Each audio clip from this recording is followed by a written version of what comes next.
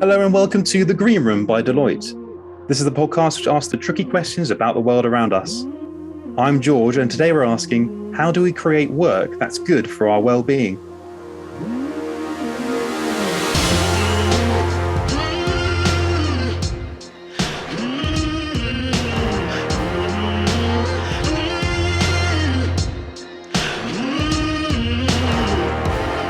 Thank you so much for downloading this episode of The Green Room. It's a brand new season of loads of fantastic episodes, which we've been busy planning for, which will come out over the next few weeks and months. If you want to listen to our previous episodes, they're all available on our website, which is deloitte.co.uk/Green Room Podcast, or wherever you get your podcasts. And today, as I said, we're kicking off a brand new season. We're going to talk about well-being and work. And someone who always improves my own personal well-being is my good friend and colleague, Ethan Worth. How are you, Ethan? I'm good, George. I'm excited to be here on International Podcast Day. I'm also feeling quite zen because we've been doing some mindfulness exercises in the build-up to this, and it's got me really focused and ready to go. I am absolutely with you. I think it's one major learning, which I'm sure we'll touch on quite a lot, is that over the last year and a half or so, well-being is right on the top of the agenda. So, and we're going to talk about that in the context of kind of redesigning how we work as well. So, but Ethan, we're very, very knowledgeable people, but we're not nearly as knowledgeable as our guests today, who are going to help us talk us through this. So, who have we got in the studio? Yeah, we have two fantastic guests today, George. Our first guest is Jolawn Victor, who is the Chief International Officer of Headspace. She oversees the company's international operations and expansion based in their London office. Her previous experience includes senior roles at organizations like Intuit, QuickBooks, and PepsiCo. Welcome, Jolawn. Hi, thank you for having me here. Thank you for coming. And we're also joined by Jackie Henry, who is the UK Managing Partner for People and Purpose at Deloitte. She's also our Northern Ireland office senior partner based in Belfast. Jackie was previously the People and Purpose lead for our consulting business, and she's been awarded an MBE for services to the Northern Ireland economy. Welcome, Jackie. Hey, hi, everybody. Thanks for having me. Hi, Jackie. And what we usually do here is an icebreaker, and one has just popped up in my screen. Okay. If you could only eat one thing for the rest of your life, what would it be? Well, that one's easy. Yeah, I'll dive in. Easy, okay. Yes, definitely a potato. You can have it for breakfast. You can do a hash brown. You could do a baked potato. You could do it for lunch. If you get varieties, you could do sweet potato, regular potato, so many potatoes. Little chips, French fries. Yes. I love the potato theme. It is so Irish as well. We love our potatoes over here. And my goodness, we love to eat them all those ways every single day. So I am all in with the potato, but I'm going to go for porridge, actually. And in my daily routine, I eat a lot of porridge every single day. Yeah. Porridge and granola, porridge and fruit, porridge and. So it's maybe another potato version. I had porridge this morning. It's getting a bit wintry now, so it's the ideal start to the day at the moment, isn't it? I think I'm going to stick with the breakfast theme. And as regular listeners will know, I love cereal. And I think my favorite of all is chocolate Wheatos. So I don't think I'd get sick of them. I could eat them all day, every day. That's Ethan plugging for a sponsorship opportunity there. I think that's good. It's tricky. If it was a meal, I'd say canapes is my sort of meal of choice. I can have constant, different canapes all the time. But one thing I've definitely learned since the pandemic started is I have a slightly unhealthy addiction to biscuits. So of all sorts of varieties, really. I think judging by some of the suit trousers, which I no longer fit into, but I think probably. A nice selection of biscuits just to keep the day going. Because you can go savoury, you can go sweet. There's things you can play with there. So. And maybe easier got than canapes, just landing every so often, George. Ideal. Brilliant. Yeah, this is good. Maybe perhaps this could be the future work we're talking about here, perhaps. But Jolawn, Jackie, thank you so much for coming. I think this is going to be a really interesting discussion. We're talking about well-being and work. How do we create work that's good for our well-being? But I think maybe sort of to dive right into this, it'll be probably useful for our listeners if perhaps you can talk about your work routines at the moment, just to help our listeners get to know you a bit better. What's your current work situation like? Jackie?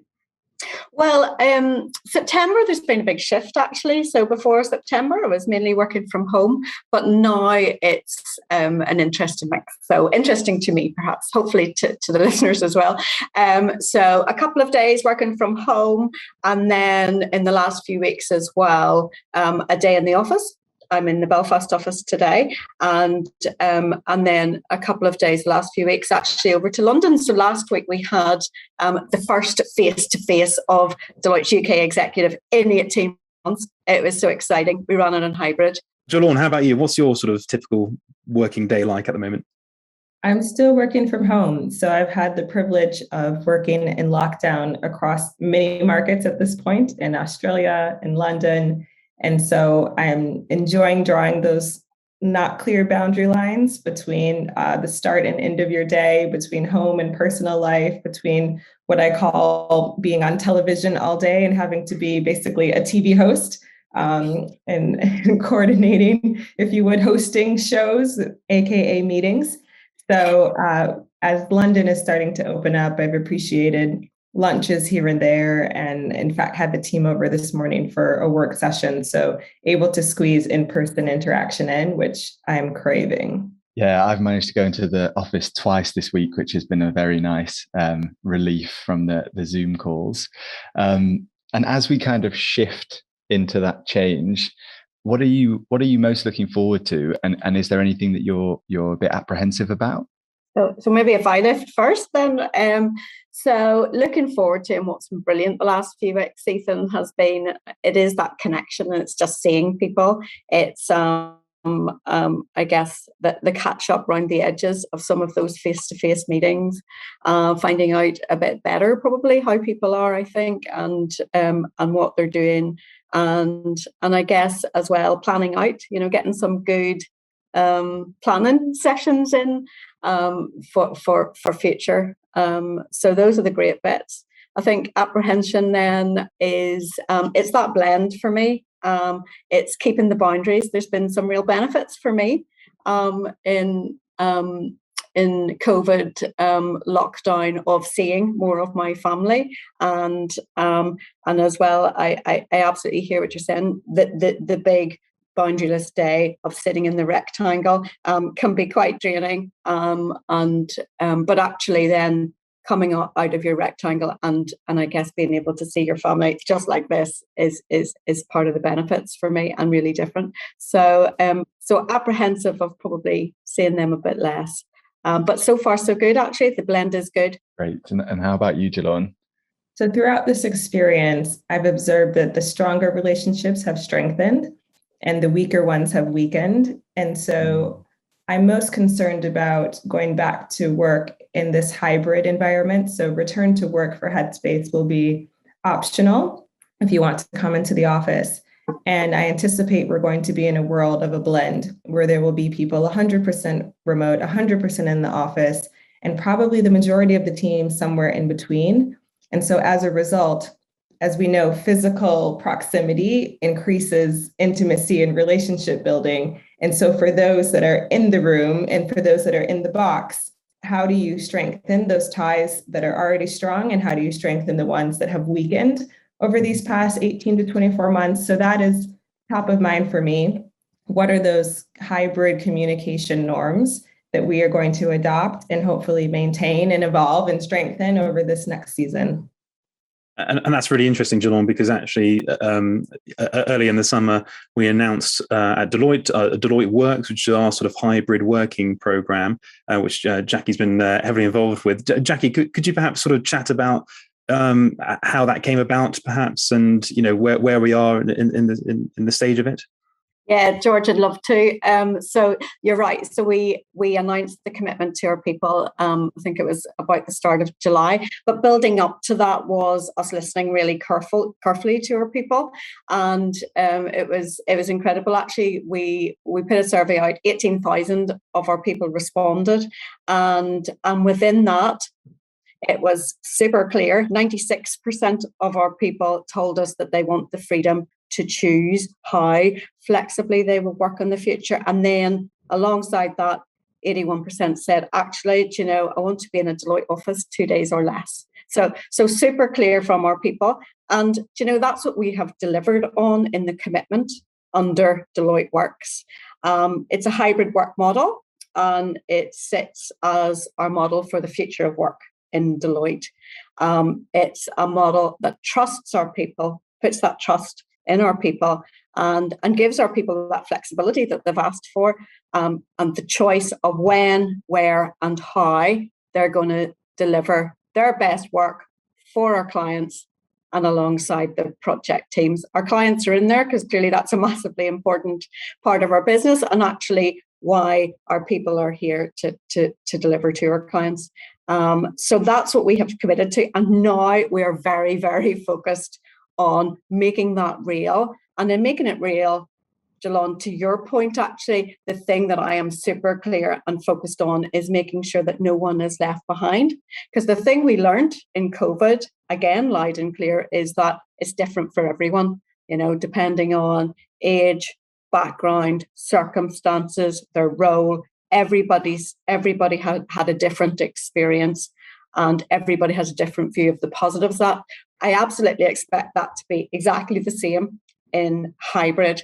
And what we need to make sure is that we deliver on a hybrid that allows everybody and supports everyone do their best work, thrive, and delivers on what was set out. I love that, Jackie. I love that it's employee-led. We see organizations that make decisions all across the spectrum, and rightly so. I think you'll see engagement and well-being remain high when employees feel like their voice is heard. And I think it's interesting that both Headspace and Deloitte have gone for that 100% flexible model. Have you had any learnings over the past month that perhaps you weren't expecting or have needed to respond to, or has it been kind of as expected so far? I think these past several months have been what I've observed, and we've done surveys and focus groups and gathered the data. About 75% of our team outside of the US is wanting to have some type of hybrid return to work scenario. And what I've observed is for our employees that fall in that millennial age group have a higher need for the face-to-face interaction. And so as we've come out of lockdown, at least in the city of London, but our business isn't returning to office yet, people are seeing friends and spouses going back, and there's a feeling of being left behind. And so that, I think, the duration of our lockdown was obviously really intense, but it felt like we were all in it together. And so as different corporations are at different paces and sequencing of their next steps, that's the part now that's been really, really tough for the team. And so I empathize. I definitely empathize with that, because especially if you're single, and I have the benefit of having a family and several children, so I'm never bored. There is always somebody to talk to, but that's not the same situation for every household. To build on that, I think that what's happened for the learning for me in the last weeks and maybe over the summer as we got ready to land Deloitte Works and open our offices when the regulations sort of allowed us to do that was first up, the commitment landed really well to our people, but it was then that really making sure that we were ready to execute on that. And and as we know, we have an eclectic mix of brilliant people in Deloitte, as there is across the rest of the UK world, and people have all of those different needs and requirements and interpretations of what that means for them. So I guess what's been really important is, as we got ready to make it real, is to cater for different needs there in trying to bring it to life. So that's what we've been trying to do, and from putting in place guidelines and top tips and things to think about, for those who want to come into the office, how our people could feel safe and secure and know that it was a good, clean, safe environment to come in through, for those of our colleagues who are vulnerable or and aren't at this place in a position to join those returners to the office, that they also felt that that's okay. And we really do mean that, if you're not ready to come in at all, that's okay too. So guidelines, tools in place. And of course, we know just the importance of leaders role modeling and showing that this really is okay and what we mean. I had a big issue over the summer, actually. My son was really sick over the summer, suddenly really sick, which was awful. But what I did, which I hope all of our people would do, was to take the time out. And I disappeared for 2 weeks and sat bedside in hospital. The good news is he is good now. So I'm not sharing a really awful story. But the important point in that for me is that all our people feel that they can do that and set their boundaries and take the time they need, whatever their circumstances, whatever their role. I love that, Jackie. As you shared your story, one thing that's super important to Headspace, of course, is that people feel safe and healthy to return to work. Our mission is improving the health and happiness of the world. So we absolutely have to start with our own employees and doing that. And it's easy to get caught up in the fact that vaccination levels are high and masks aren't required. But social anxiety is still very, very high, especially for individuals that are immunosuppressed or immunochallenged. And my father was ill earlier in the year. I traveled home to the States to visit him in hospital. And while I was there, Texas, I was in Texas, all of the bans had lifted. It was almost like traveling to a different planet, because we were in the midst of the peak of the lockdown. And then here, full capacity at restaurants with no mask. I mean, I felt like I had just literally gone to Jupiter. And so as I was seeing people, the first question that I had when I would see them get out of the car or come in the door was, how are we going to greet? How are they going to touch me? How do I say hello to you in a warm way without you being offended? Because I had to have a negative COVID test in order to get on the plane to come back home. And my daughter started crying when I left, because she said, I don't know if you're going to be able to come back. I don't know if the US is going to be put on the red list. And so the fact that a 9-year-old's world was so tuned into the ability and the safety of traveling in and out of a country. And, obviously the story isn't about me, but it's about the fact that there's social anxieties that exist now, just a handshake, just a hug, just a finger dap that could make or break somebody's health experience.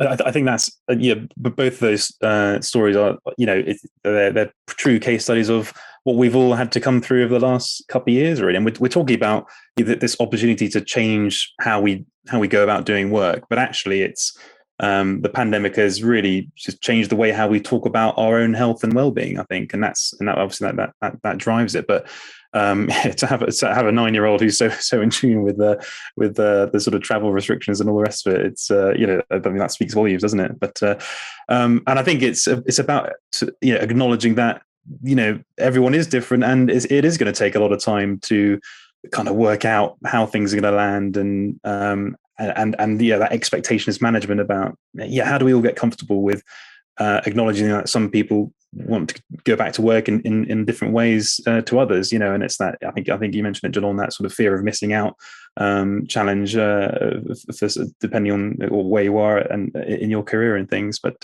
how do we get comfortable with that, the differences of feeling and opinion there? And maybe if I could lift George on that one first, because I'd mentioned some of the work we've done so far in helping our people on this. So one of the things that I really love is a very simple tool that we've developed to support everyone, I guess, being ready to introduce themselves, their circumstances, and then take that through to the conversation with their team. So we have a tool, so say super simple, which is good for me and my super simple brain. It's called the Inclusion and Wellbeing Ways of Working Framework. So we launched it firm-wide just there at the start of September, and it does just that. It's 2 stages. One, we ask everyone to set out really what we call the manual of me, what they're all about, what their circumstances are, and set it out in the context really of the project. So what they want from the project, but importantly, how they like to work, and then sharing any circumstances with the team.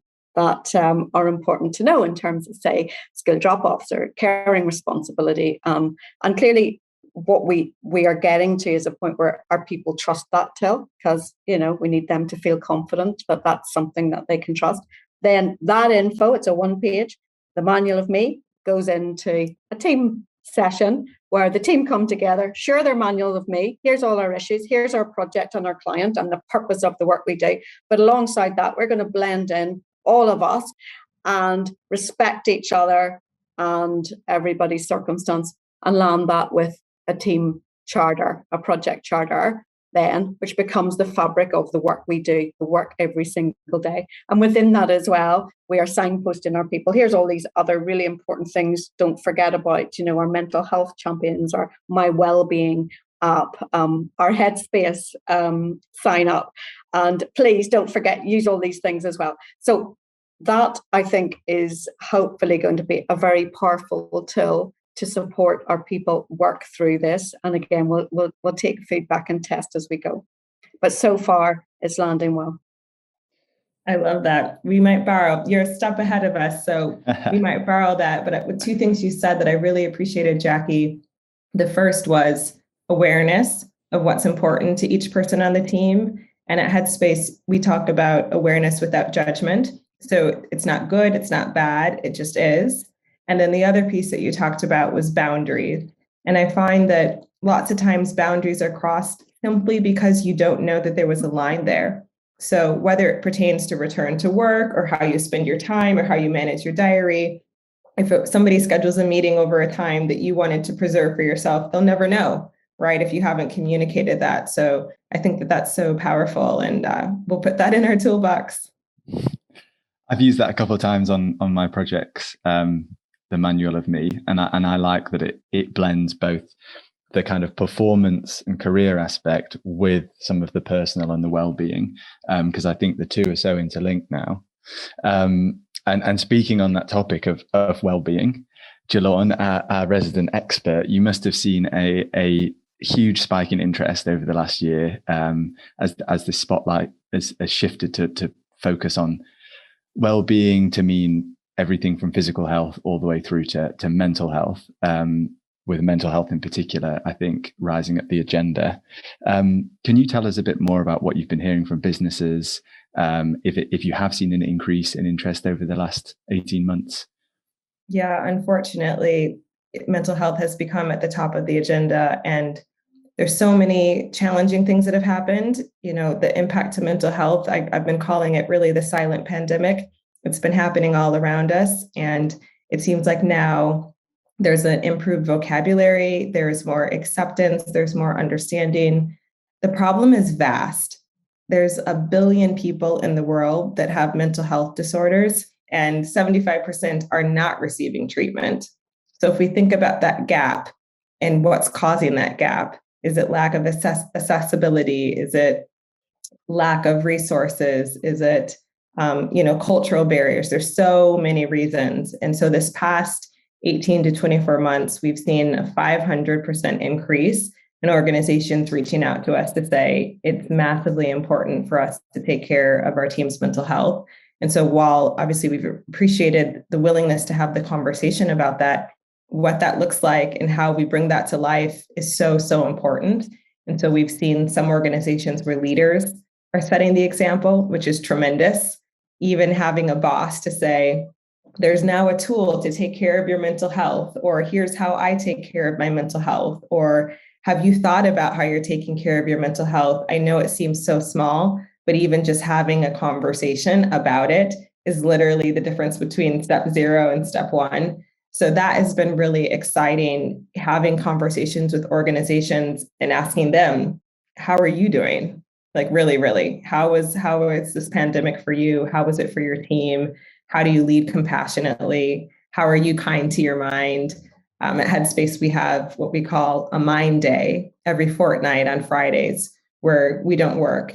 And it's for you to take the time to work if you choose, to exercise, to take the day off, to really sit and reflect, or to do things that you enjoy. And so there's some things that have been built into the fabric of Headspace that we've had the privilege of then sharing some of those with organizations. And now we have organizations saying, hey, what can we do? We want to do more. And Jackie, as someone on the organisation side who's we recently allowed all of our 20,000 people in the UK access for free to the Headspace app. How are you finding it? Yeah, so it's brilliant actually, and for me, Headspace has been most helpful. So I have this waking up in the middle of the night issue, which has been going on for quite some time. So I really enjoy Headspace and that, in getting me. I think it's the rain in particular. I like the Headspace rain to get me back over, and that works a treat. But there's so much more to it than that, of course. And the feedback is that our people are really appreciating and starting to use, making sure though that our leaders at all levels are leading and checking in with our people and encouraging our people to look after themselves and their well-being and their mental health, alongside I guess the work that we do is massively important. And it's really important that our people leaders themselves also feel supported. It's the old oxygen mask on first analogy, that actually, are they feeling good and who's looking after them to really lead from the top and role model. So that's also an issue for me that I think is important. But we've lots still to do, but I think we're starting to make good progress. I've personally never managed to get to the end of a sleepcast before nodding off, so it must work on that front, I think. So I love when I look at my phone in the morning and it tells me my minutes meditated, and I say I surely fell asleep to this sleepcast. Exactly. So it definitely works. Did you know at Deloitte we support social enterprises through our 5 Million Futures programme? Like Loaf Catering, part of Now Group in Northern Ireland, they support people with learning difficulties and autism into jobs with a future. If you're based in Belfast, you can now order Loaf's delicious food to go. If you're further away, just visit loafcatering.com, where you'll find beautiful mugs handmade by Loaf's in-house potter. Now, back to our topic of the day.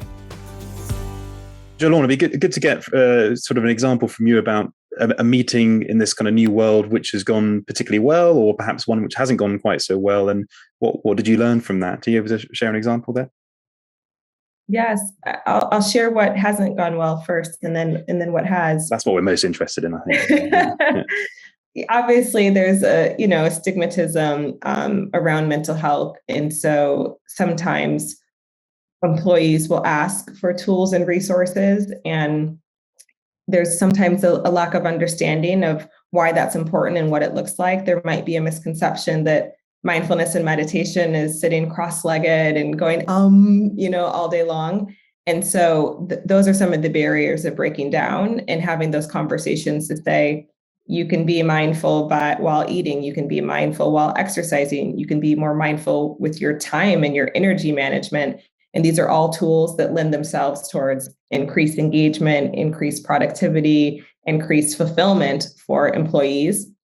In those situations, of course, the fact that Headspace is science-backed for an engineer like me is super helpful. We've got a ton of clinically validated, research surveys where we can say after 10 days, you feel 11% less stress. And after just 30 days of Headspace, you feel 32% less stress. So I love that there's, medicinal evidence that Headspace works. So that's the first bit. There's getting over that hump and those preconceived misconceptions of what meditation and mindfulness is and why it may or may not be beneficial. On the flip side, the conversations that go really well are when, as we've talked about, the leadership is supportive and bought in, either when leaders already are functioning with some state of mindfulness routine or using Headspace, or one sales leader did a mindful eating session and took a team through eating a raisin and taking 20 minutes to eat one raisin. I know it sounds really crazy. You smell it, you listen to it, you taste it, and by the time you actually bite into it and chew it, the level of anticipation is so exciting. So there's the difference between talking about it and then experiencing it. And so as we all know, of course, we have tons of, ways to experience it for free, but it's not until you actually have a problem. You wake up in the middle of the night and you need to listen to the SOS to fall back to sleep. that you realize, okay, wow, this really did work. Okay, I probably can be more deliberate with thinking about how am I caring for my mind. Next podcast, George, you'll have to take us through eating a biscuit. Yeah, easily. Yeah, won't take long. Yeah. The Cookie Monster. Yeah. I think so. When I was researching for this podcast, one of the statistics that shocked me was that apparently 41% of employees have experienced mental health issues caused or worsened by work just in the last year. And I think one of the things that I was thinking is if that was physical health or physical harm, that would just not be acceptable. But because it's mental health, it seems to be more of an accepted fabric of our work life. And you mentioned the stigma, Jolawn, just then. Do you think the way we're thinking about mental health has shifted or is shifting? And is that a good thing? Is that one of the keys to addressing this? We're definitely on the journey. Our brain is a part of everybody has one. And so just like you wake up and you brush your teeth, taking care of your mental health will hopefully become part of more and more people's routines. And so there's number one, being aware of that.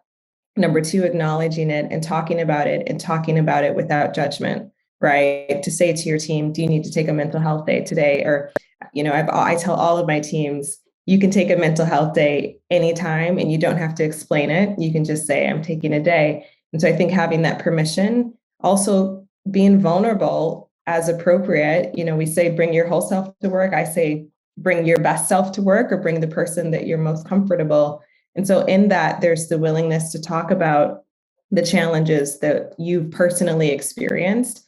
And I know that can be tough to open up for some teams and for some leaders, but there was a season of my life when my husband actually worked in consulting and he would travel Monday through Thursday. And so I got a bit of what we call the Sunday scaries on that Sunday evening, right? When he'd be packing the suitcase thinking about, wow, I've got 4 days. And so being honest about the anxiety that you feel about what Monday looks like and the challenges that you have at work, and saying, hey, you know what? I have taken medication for this before, and there's probably many other alternative paths. There's nothing wrong with taking medicine. However, there's therapists, there's coaches, there's meditation, there's exercise, there's better eating. There's so many different ways where you can be kinder to your mind. And it's not about sitting cross-legged, right? I think that's the huge change, is that reframe that nowadays taking care of your mental health looks very different than maybe what you thought it is. It's such a great overview, John. And, for me, that I guess is where in Deloitte, we're absolutely clear we need to get to really get, that conversation into the very heart of our everyday, and rather than to have it sort of something to the side or some support where people can access, which is perhaps a little bit disconnected from the work. And I guess that's why I think through Deloitte Works implementation and what we're going to do in the next months, and alongside that, these really practical tools, which are really just all about having that comfortable conversation, let's be honest and clear, and having it and pulling it through with your team. That's what's really important, and I think that will be a major step for us. I mean, if I think for me of my own well-being and what's really important for me in work context is that, I feel the work that I do, I feel respected, I feel included, and that I'm working with a core team that gives me energy and resilience, and I can have those conversations with. So for me, that's where I really want to get to across the whole of Deloitte. That's the opposite of burnout. You've got all of the right pieces of the equation. That statistic that you talked about, Ethan, obviously burnout is a huge popular topic right now. Again, not for the right reasons, but when you have that mental or physical exhaustion, when you've got it's kind of a sense of cynicism about what it is that you're doing, and then maybe you're less effective at it, that combination, you can have one or all three of those things. But Jackie, you sound like you are in a great spot. And so, we want to avoid burnout. Well, that's where I need to get to and stay. Not every day, but yeah. And do you think it makes it more difficult to make mental health central with the shift to virtual working?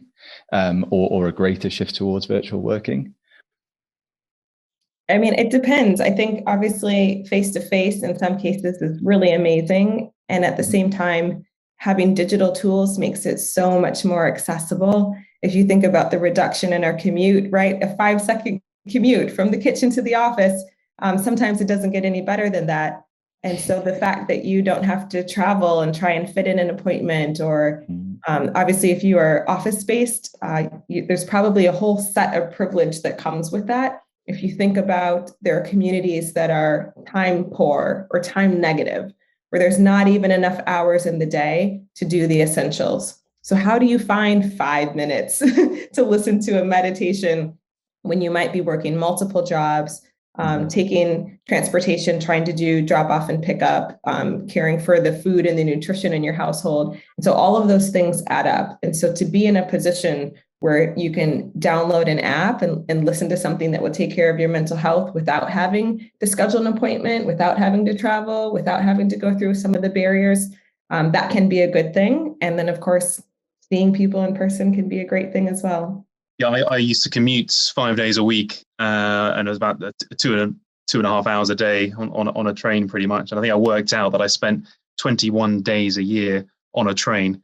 When you added it all up, and I was assuming that it wasn't delayed and things like that. So that's sort of my anecdote, is I've managed to gain that time back. From my perspective, I think on balance, my well-being has improved a lot from that. And it sounds like, Jackie, you're on the path for making work improve your own well-being. And I just wanted to explore whether your well-being has improved, both of you, over the last 18 months or so. Yeah, it's a great question, isn't it? It's absolutely the core question. So for me, yes, I think I have had an uptick, actually. So in terms of me actually using the support that referenced, using Headspace, thank you, Jolawn and colleagues, for that. And but also importantly then on the daily routine, that point you make, George, of quite often 2 years ago, my routine was really being in Belfast City Airport at 5 o'clock on a Monday morning. And that was the start of the week. And then a mix of London and Belfast, but really between those two locations, 100% in the office. And whilst my commute in Belfast is no way near your 2.5 hour, I guess I didn't see much of family during the course of the core week. And so overall, yeah, I think I've had really some good benefits. I think I've got better in terms of the Zoom fatigue point and the work blending into the entire of my home life. One of the things we did last year, which really helped me, was to, for instance, stop meetings after 25 minutes on Zoom, take those 5 minutes in between to get a cup of tea, or even, use the facilities from time to time. Always good. So creating boundaries and putting those into the day routine. So yeah, on the whole, I really have had a much greater blend, and I'm feeling more positive on my well-being, and I've kept my running up. So running 3 times a week, not very far, but that's been good too. I think for me, it's been up and down. There's definitely been the benefits of spending more time with family. I used to travel quite heavily. So the fact that now there's the suitcases are super dusty, that's definitely been a positive for the family. But these different seasons and the different rule changes have been tough for me to figure out the routine in that new season. So when gyms were closed, I need a gym that will pay me a no-show fee in order to motivate me to get there. So the fact that I didn't have that, and it was just me to wake up, was really tough. And so I'd find myself not exercising, which counterintuitively gives me the energy to get through the day. And so the days when I fell off of that, because the calories didn't come down, there was still lots of snacking. So I've definitely have a new wardrobe as a result of that. And so it's been hard for me. It's been really, really hard coming in and out of these different seasons and resetting my routine, because I pride myself on taking breaks, and Headspace is great. We have twice a day meditation times and blocks. We have meditation together as a team. There's so many things built into how we function, but that doesn't matter if you're not individually adopting it. And so that's for me definitely been harder than you would think, right? Leading a mindfulness business, I should have it all together. So I'm working on it. And finally, just looking to the future, why do you think hybrid working and an increased focus on well-being, why do you think this is going to be important to attract people and important for companies going forward in order to be attractive to employees? Yeah, I think go, Jolawn. Sorry, go ahead. We're so eager. Yeah, I think hybrid workforces, obviously, especially when you listen to the feedback of employees and it's what they want, that number one, you're taking into account the needs of your workforce and you're designing around preferences that will increase engagement. You also will hopefully have a more diverse workforce because the different challenges and barriers that commuting or coming into an office or living in sometimes high cost of living cities, you've removed that barrier. And so for individuals that are single parents and don't have the same support system as different households, will now have more flexibility. For individuals that felt different barriers in terms of their advancement in the office, whether it was due to race or gender or class, a lot of those things obviously haven't been erased, but there have been some improvements in hybrid working in terms of not seeing who's on the phone call, not seeing a disability. You know, I have a coworker that worked in the dating industry and has said that online dating has surged because you don't see a person's disability first before you meet the person. And so some of these things that you could have not quote unquote hidden, even things like hearing disabilities, as I'm aging, I realize that my hearing is going, but when you guys are 6 inches from my ears, I can hear everything that you're saying just fine. So there's so many different things that sometimes hybrid working equalizes. Yeah, and one of the things I read in researching for this podcast is that it's important that the performance management reflects that. And so it's not that people who come into the office get the benefits, get the promotions, get the face time, because then that could entrench some of those diversity differences that you laid out even worse. So I think it's that two-way thing of making sure that, as you said earlier, Jackie, that we're authentic in hybrid working being equal for everybody. And that's right. And it needs to go through the whole spectrum, you know, of how we support people and develop our people and, you know, develop their careers and performance manage as well. So all of that's really important, Ethan. And just to, you know, what you've said absolutely resonates, attracting, you know, diverse, brilliant people to Deloitte is absolutely key. And really simply, people have choices and preferences, and that's what we need to make sure we're offering people a great choice in Deloitte, where they can explore, be themselves, and explore their preferences, and then hopefully we'll thrive and deliver that brilliant work to our clients. Well, Jackie and Jolawn, it's been a fascinating conversation. I hope you've enjoyed it as well. But I think we've covered quite a lot of ground there. Thank you so much for joining us today and talking us through this. But just before you go, perhaps in a nutshell, a sentence or two, could you answer this week's big question, which is, how do we create work that's good for our well-being? So I'll jump in on that one first. So for me, then, have the conversation and then agree the boundaries that are important to you, and see how then we land those in our teams and in our client work. So have the conversation first. Yes, I agree. I think compassionate leadership, creating an environment where individuals feel psychologically safe, where you are listening, and then you are taking action in situations where you need to support people or to change the environment so people can thrive. Fantastic. Well, Jackie and Jolawn, thank you again so much, and stay well. Thank you too. Thanks both. It was great to have the conversation today. Thanks for listening to this episode of The Green Room by Deloitte. We'll be back next time with another big question. This podcast is produced by our very own Pod Squad and hosted by George Parrett, Lizzie Elston, and Ethan Worth. Thanks to our creative studio for their technical support. Original music by Ali Barrett from our consulting team.